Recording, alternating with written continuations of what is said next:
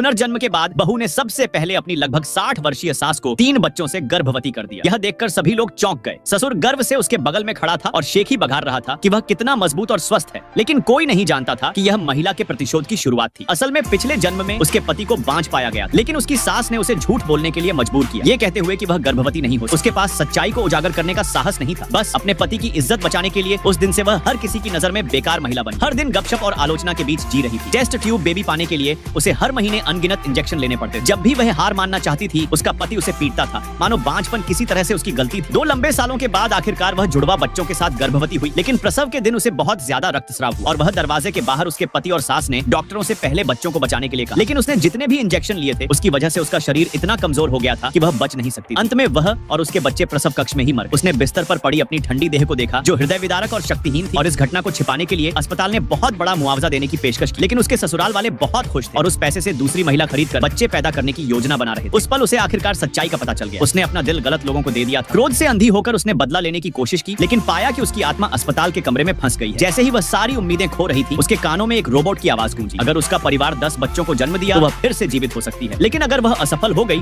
तो उसकी आत्मा हमेशा के लिए खो जाए। वह बिना किसी हिचकिचाहट के सहमत हो गई और जिस क्षण उसने अपनी आंखें खोली वह वास्तव में अतीत में वापस चली गई। ठीक उसी दिन जब उसके पति को उसके पिछले जन्म में कमजोर शुक्राणु का पता चला था, ये वही क्षण था। उसकी सास ने उसे बांझ करार दिया। वह रोती रही और उससे यह बात गुप्त रखने की विनती करती रही। यह दिखावा करती रही कि यह सब उसके भले के लिए है, लेकिन अंत में उसे ही बच्चे पैदा न कर पाने के लिए दोषी ठहराया। जबकि उसके पति की प्रशंसा एक प्यार करने वाले व्यक्ति के रूप में की गई थी, इस बार उसने चुप रहने से इनकार कर दिया। इससे पहले कि उसकी सास कुछ बोल पाती, वह अपने घुटनों पर गिर गई और रोने लगी। उसने कहा कि वह बच्चे पैदा नहीं कर सकती और शायद कभी बच्चे की परछाई भी न देख पाए। वह इतनी जोर से रोई कि पूरा मोहल्ला हिल गया। सभी ने सुना कि यह वास्तव में उसके पति की समस्या थी और उनकी आंखें तुरंत बदल गई। ये देखकर उसकी सास का चेहरा तुरंत पीला पड़ गया, लेकिन वह भड़क नहीं सकी क्योंकि बहू इतनी सावधानी और सूक्ष्मता से बोल रही थी मानो वह अभी भी अपने पति की गरिमा की रक्षा करने की कोशिश कर रही हो। लेकिन उसका पति और अधिक चिढ़ गया और कमरे में घुस गया। इस बीच महिला ने चुपचाप बर्थ सिस्टम को बुलाया। अगले ही पल बिजली गिरी और उसकी 60 वर्षीय सास 3 बच्चों के साथ सफलतापूर्वक गर्भवती हो गई। सास को इस बात का कोई अंदाजा नहीं था और वह उसे आईवीएफ करवाने के लिए लगातार परेशान करती रही। महिला चुपचाप हंसती रही। वह फिर कभी इसके झांसे में नहीं आई। सास इतनी परेशान हो गई कि उसे अचानक पेट में दर्द महसूस हुआ। महिला ने तुरंत अस्पताल में जांच करवाने का सुझाव दिया और सभी को यह देखकर आश्चर्य हुआ कि सास 3 बच्चों को जन्म देने वाली। ससुर बहुत खुश हुए, लेकिन पति इतना गुस्से में था कि उसने दरवाजा बंद कर दिया